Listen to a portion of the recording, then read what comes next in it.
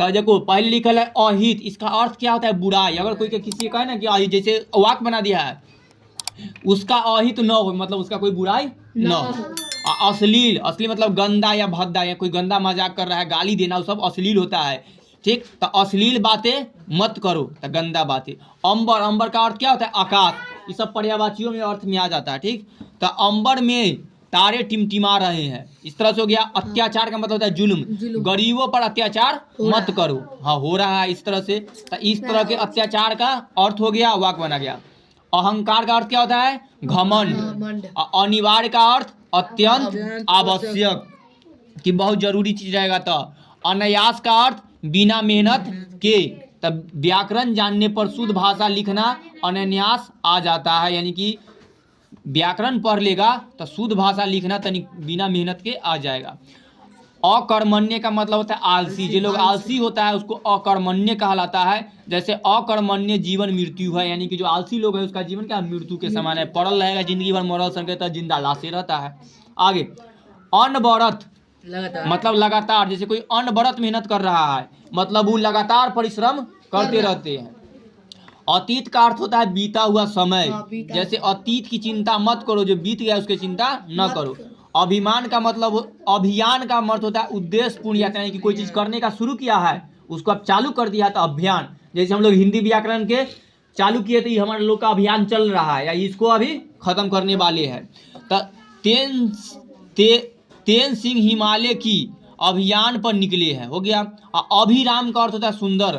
अभिराम, राम को देख सीता मन ही मन मुग्ध हो गए, यानी कि अभिराम यानी कि राम को देखकर, उसकी सुंदरता को देख करके, राम की सुंदरता को देख करके सीता जी मन ही मन मुग्ध यानी कि बहुत आकर्षित हो गए। अभिमान का अर्थ होता है गर्व। अभिमान चूर होकर रहता है, यानी कि अभिमान है कि अभिमान चूर होकर रहता है, यानी कि कोई के किसी पर जो गर्व है तो उस तरह के दिखाया जाता है कि ज्यादा घमंड न हो। अस्थि का अर्थ होता है हड्डी। आगे साइंस में बार बार अस्थि पड़ेगा, चाहे हम लोग कई बार देखें कि मानव शरीर की सबसे बड़ी अस्थियां कौन है? फीमर। फीमर उधर से बोला फीमर। या मानव शरीर में कितनी अस्थियां होती है? 206, वही वाला अस्थि रहता है हड्डी। दुर्घटना में उसकी अस्थि चूर हो गई, इस तरह से। अनुचित का अर्थ होता है बुरा।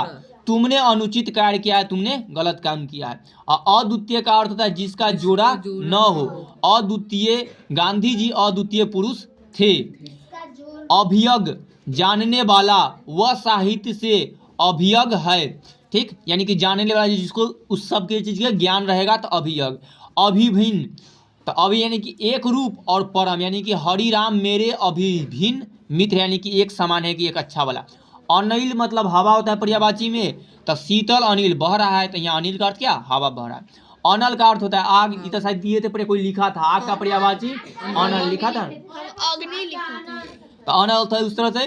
तो देखो अनल की ज्वाला फैली है, मतलब अनल क्या? आग की ज्वाला फैली है। अथक का अर्थ होता है निरंतर या बिना थक, यानी कि बिना रुके हुए काम। अथक परिश्रम करते रहो, या सेम उसी तरह एगो और था उससे अनावरत, यानी लगातार परिश्रम करते रहो। अमर, अमर का जो कभी न मरे, वो तो तैयो करवाए थे। जैसे आत्मा, हाँ आत्मा अमर है, तो अमर है यानी कि कभी मरबे न का। अवधि का अर्थ होता है समय, यानी कि कोई, जैसे हम यहाँ पर ही कुछ समय तक के पढ़ाते थे, अवधि है। तो राम के वनवास की अवधि समाप्त हो, यानी कि जो समय था 14 वर्ष का वनवास, हाँ 14 वर्ष खत्म हो गया है। अगणित, जिसकी गिनती न होती है उसको अगणित का। जैसे भारत में अगणित यानी अगणित महापुरुष हुए हैं, मतलब इतना महापुरुष जिसकी गिनती न हो, एकाध करोड़। आभा का अर्थ होता है चमक। उसके मुख पर आभा है, मतलब उसके मुख पर चमक। जैसे कोई देखता है तो बड़ा अच्छा लगता है कि बड़ा अच्छा हंसमुख लड़का हंसते रहता है, गुस्सा नहीं करता, चमक है। आशंका मतलब भय। ठीक, यानी किसी को डर लगेगा तो आशंका। मुझे इस बात की आशंका, जैसे कहता है कि मुझे इस बात की आशंका थी कि आज स्कूल बंद रहेगा, यानी भय भी या शक होना। आजीवन, आजीवन का मतलब जीवन भर। जैसे सुना होगा आजीवन कारावास उसका हो गया, मतलब जीवन भर कोई ऐसा काम किया जिसके जब तक न मरेगा तब तक उसको जेल में बुढ़ापा तक के रखा जाएगा। तो उसने एहो में तो वही वाला है, उसे आजीवन कारावास का दंड दिया गया है। आश्वासन मतलब दिलासा देना या भरोसा देना। मंत्री ने जनता को आश्वासन दिया कि तुमको अब खाता में 2-2 लाख रुपया और आएगा, वोट दे दिया, तो यही आश्वासन होता है। हाँ, जितना समझेगा उतनी ना तू बोलेगा, रहने दो, आए चाहे नहीं है। आलिंगन का अर्थ होता है गले लगाना। श्री राम ने भरत जी का आलिंगन किया, यानी कि गले लगाए। राम जी और भरत जी भाई है। आक्रमण का अर्थ होता है हमला करना। पाकिस्तान ने भारत पर आक्रमण कर दिया, सही, यानी हमला यानी कि युद्ध छेड़ देना। हिंदुस्तान और पाकिस्तान हिंदुस्तान पर, ठीक। मैप से आविष्कार, इसका अर्थ होता है खोज। विज्ञान नए नए आविष्कार करता रहा है, यानी कि विज्ञान है जो नए नए आविष्कार अभी कर ही रहा है। तब आखेट का अर्थ होता है शिकार करना। जैसे पीछे वाला कहानी की पढ़ेगा ना, तो राजा दशरथ आखेट पर गए थे और मारना था हिरण को, और मार दिए थे शेर के लिए आए थे, नहीं आदमी को, उन्हें वो पत्नी के कौन था, सरवन के माँ, सरवन के पिता को मार दिए थे। तो उसी सरवने को मार दिए थे, तो उनके माता पिता को शराप दे दिए थे। ये आखेट उसमें लाइन में लिखा था वही कि जय, हाँ जैसे सब शॉर्ट में कहानी सुन लो। राम जी के पिताजी का नाम था दशरथ। चुप्पन, हाँ, वो गए थे आखेट पर, यानी शिकार करने राजा लोग जंगल में। तो उसी में सरवन जो थे अपने माता पिता, उनके अंधांधी माता पिता लेकर के रखे हुए थे। प्यास लगा था, पानी लाके निकले कहे थे, तो वहाँ रख करके पानी लाने गए थे। कहाँ से? नदी में से लेकर, उसी समय झरना में से। तो उनको लगा कि दशरथ जी को कि कोई जानवर है, इस तरह की करे, नहीं बोल, हम शॉर्ट में बता, मोर उड़ है। तब वो देखे कि कुछ है, बस तीर चला दिए, तो सरवन को लग गया, तो सरवन तो मर गए। तब इसी बीच में उनका भी पानी लेकर वो अपने गए, कहा कि हमारा अंधा नीमा है, इंतजार करे, पानी पिला दो, तो बिना प्यासे मर जाएगी। उसको पिलाने गए, तब पता चला कि हमारे बेटा है ना है। तो शराब दिए कि हम अभी जैसे हम बिना बेटा के हम तरफ कहीं मरबे करेंगे, बिना बेटा को किया जिंदा रहेंगे, तो उसी तरह तुम भी तरफ करके मरोगे। तो उसी तरह राम जी वनवास चल जाते हैं, तो राम जी के याद में तरफ दशरथ जी मर जाते हैं। चलो सब में कहानी सुनिए, आगे देखो। तो आखेट का शिकार, महाराज दिलीप आखेट के लिए जंगल की ओर बढ़े। अब उद्गम का अर्थ होता है आरंभ होने की जगह, यानी कि जहां से कोई चीज शुरू होगा। जैसे गंगा का उद्गम हिमालय से होता है, यानी गंगा नदी कहाँ से निकलती है? हिमालय पर्वत से, बर्फ पर से निकलती है, ठीक, गंगोत्री से स्टार्ट होती है, तो उद्गम उससे से। उपेक्षा करते हैं अनदेखी करना। कोई भी देश भारत की उपेक्षा नहीं कर सकता है कि अनदेखी नहीं करेगा। उल्लास का अर्थ होता है प्रसन्नता, उसके चेहरे पर उल्लास, यानी कि हमेशा खुश रहता है। उत्तरदायित्व का होता है जवाबदेही, जब तुम पर उत्तरदायित्व आएगा, जैसे उत्तरा से हम घुमाने ले जाने, तो हम जवाबदेही का उत्तरदायित्व हमारा होता कि कोई भुतला जाएगा तो मम्मी कहेगी लावा हमारे सर्विस के, तो फिर वही उत्तरदायी होता।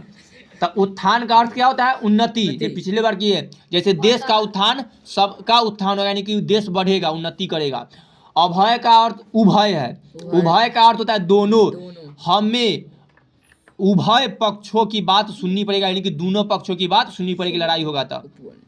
उपवन का अर्थ होता है बगीचा, यानी कि शेर वाला, यानी सैर बगीचा। अच्छा ठीक। भरे उपवन में रंग बिरंगे फूल खिले हुए हैं। कांति है, क्रांति नहीं, कांति, लिखेगा देखो, मतलब चमक, उसके मुख पर कांति है। कर का होता है हाथ या टैक्स, जैसे टोल टैक्स और देता है, तो हर एक व्यक्ति को कर यानी टैक्स देना पड़ता है। और कुबेर का अर्थ होता है धन के देवता। कुबेर भगवान सुना होगा, लक्ष्मी और कुबेर के जब पूजा होता है तो अधिकतर उस समय में गणेश जी के साथ ही, हाँ, तो धन के देवता। हाँ, पुराणों में कुबेर की कथा है।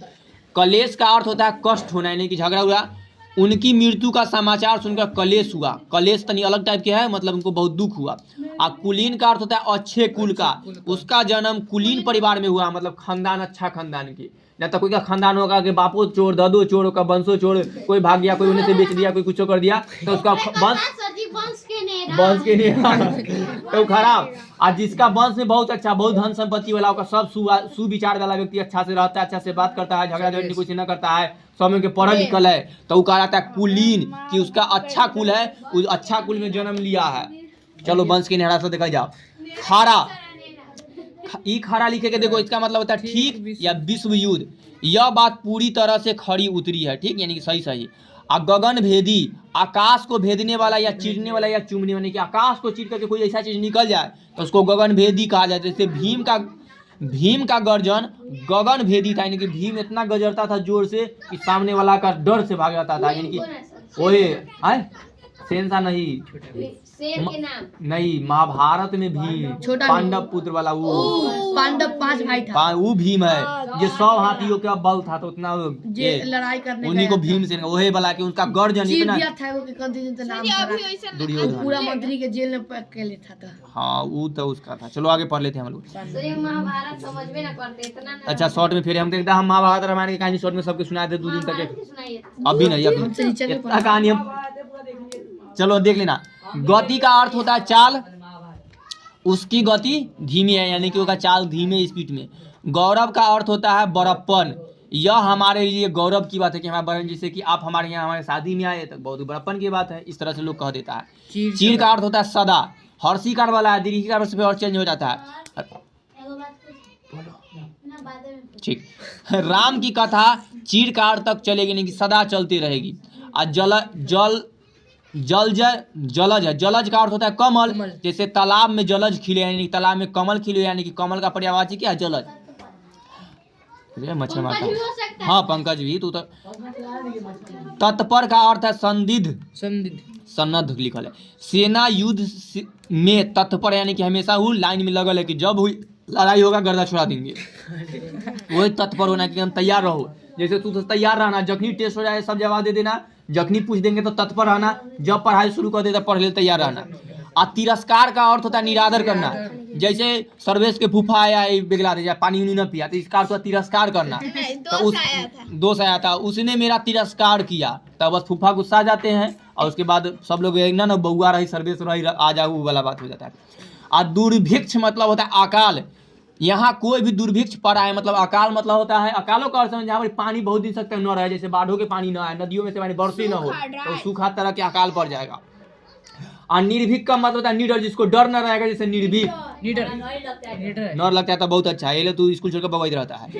हर आदमी को निर्भीक होना चाहिए, समझ गया? तो बोल देखिए आगे देखो रे, इसे ना बोले। तो नाम कहाँ था? किन्ने है सौरभ? गौरव था, हमू तो खोजी है, तू बोला था किन्ने है सौरभ? गौरव के सौरभ पढ़ दिया था। आगे देखो नास्तिक, इनमें कुछ का लेना सब का कुछ। अरे बस चुपचाप रहो, अभी 10 मिनट तक हम पढ़ावे किए हैं, 13 मिनट हुआ। नास्तिक का अर्थ है ईश्वर या वेद को न मानने वाला है, जैसे वेद के नंदिक नास्तिक है यानी कि निंदक व्यक्ति का नाम है जो उसका यहाँ पर कर दे सकते कोई भी व्यक्ति का नाम। पर्याप्त का अर्थ होता है काफी, जैसे पर्याप्त भोजन का यानी कि भरपेट भोजन, इतना भोजन मेरे लिए पर्याप्त है। अब परामर्श का अर्थ होता है राय देना, मुझे आपका परामर्श चाहिए। अब परंपरा का अर्थ होता है जो पुराने समय से परंपरा चल रहा है, ठीक। अभी नया परंपरा जुड़ गया, हल्दी रस्म मेहंदी रस्म, तो पहले नहीं ना था, तो इस तरह से तो वो सब परंपरा में हो गया, ऐसा नया परंपरा में हो गया। चिज्जू खाए वाला, चिड़चिड़ी उखाड़े वाला, अच्छा हम। अच्छा चलो, हाँ एमरी तुम्हारे बगल का एक का शादी था तो यहाँ पर आया था चिड़चिड़ी उखाड़े, हम देखे थे। आया था, तू आया था? अरे वो पेड़ होता है पत्ता चिड़चिड़ी को, उसमें से। अरे देखो कुछ नहीं करो, फिर अश्लील बात में अभी ना पढ़ा है, असली बात। चलो आगे पढ़ो, आगे कोई फिर आगे देखो, चलो देखा जाओ आगे।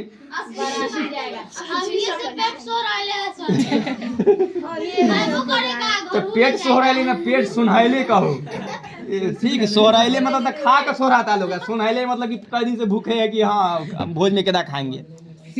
आगे देखो, तब परंपरा का पुराने समय से।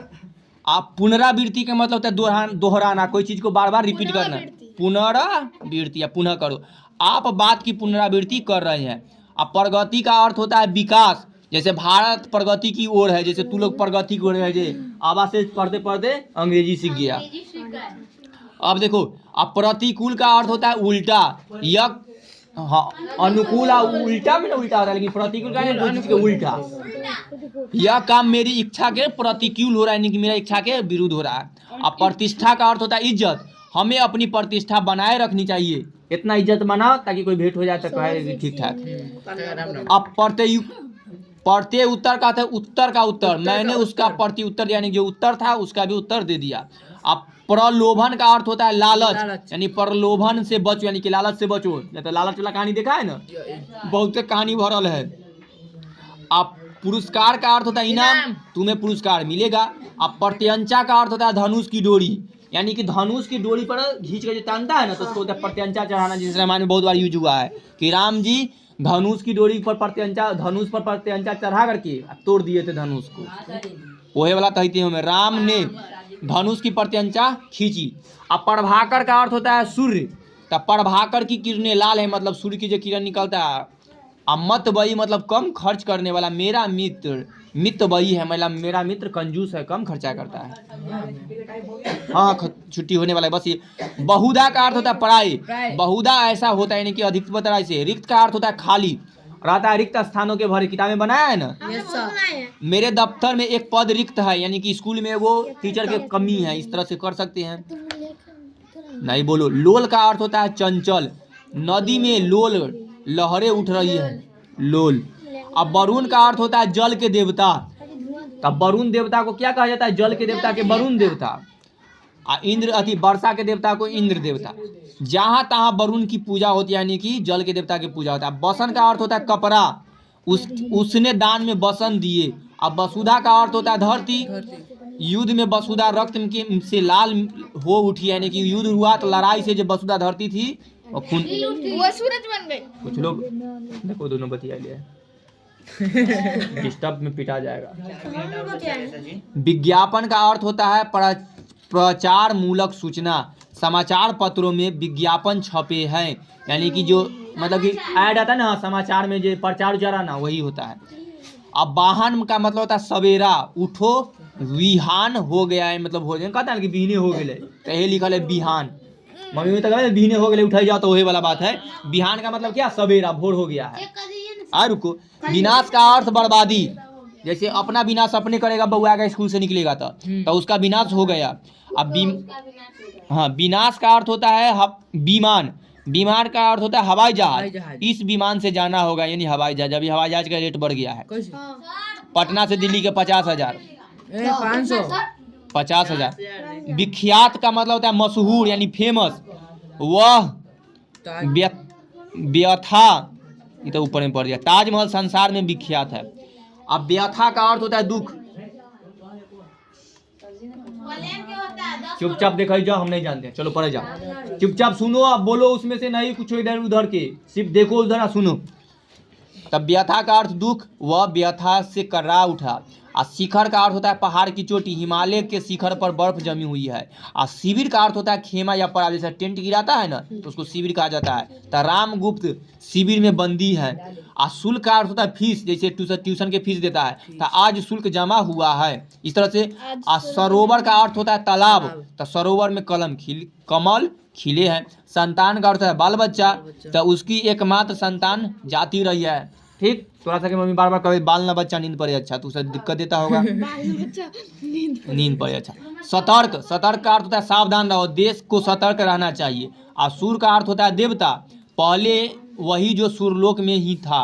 और सुमन का अर्थ होता है फूल, जिसका वाटिका में सुमन खिले, यानी कि सुमन का पर्यायवाची कौन है? फूल की। अब खत्म होने वाला है इसके लिए। हाँ, सुमन का उसका अर्थ होता है फूल। और सुरभित का अर्थ होता है सुगंधित, जैसे फूल सुरभित है। कविता उविता शब्द में सब मिलेगा कि सुरभित फूल से तो मतलब सुगंधित।